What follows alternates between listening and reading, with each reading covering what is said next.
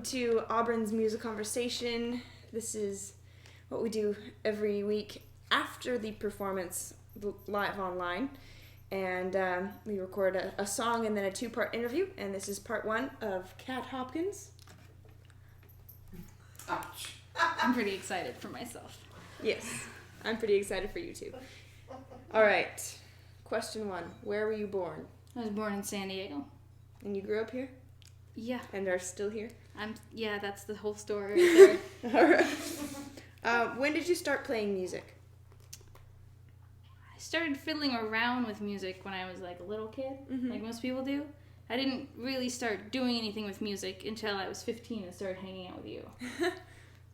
All right, cool. So I can take credit for... Yeah, you and Kylan. Kylan was the first person who ever told me I sounded good when I sang. Really? Yeah. I had no idea. I thought I just liked to do it. Cool. So when did you write your first song? When I was like 10 or 11, I would write songs where it was really more like the melody of a popular song with new words to it.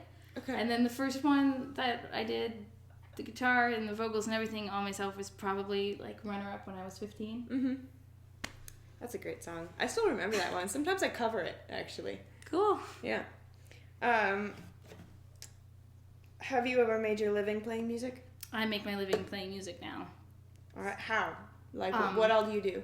My main cash source is street performances. I just go out and play busking or wherever is appropriate. And I get between $15 on a bad night, $40 an hour on good nights. And then just bars around town, the local, the stage. Cool. Well, we'll need to talk because I want to come out here and play some places. So cool. Do you come from a musical family? My dad owns a guitar and my sister was in choir in high school. And both my parents are avid consumers of music. They have like thousands of CDs that we have boxed and stored under beds everywhere throughout the house. See, I've found that most musicians, if their family wasn't like playing music or anything like that, they usually, had lots of music and was really into that. So, what have been your biggest struggles in music? Making money and self-promotion. I'm not good at it. I don't like the idea of selling yourself. Right. Everyone tells me I'm supposed to have this feeling on stage, like everyone wants to be me and I'm awesome and I'm a brand, and I can't take myself that seriously. I can't even sing songs that are like, yeah, come on. I see you. All right, so when you write a song, what do you typically start with? Sometimes I decide I'm going to write stuff today, and I just fiddle on the guitar until I get a tune I want and I start singing. But usually I'll just get a line in my head and sing it, and then I keep singing it until the next line comes out, and then I do those two, and then the next line comes out, and I do the whole thing that way. Cool. Right on. So what are some of your longtime goals in music? Back to the money thing, I see. That doesn't have to be monetary.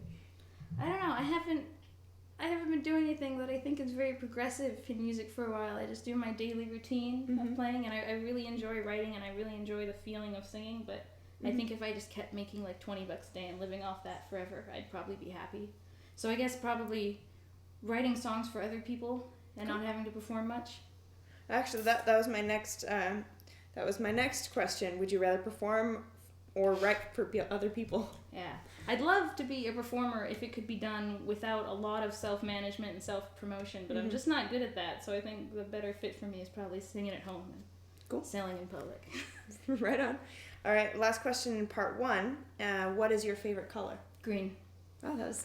Green. See, some people, they have to think about it, like, oh, what is it today?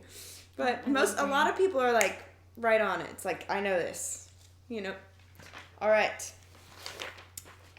End of part one. Now, part two, we get interesting.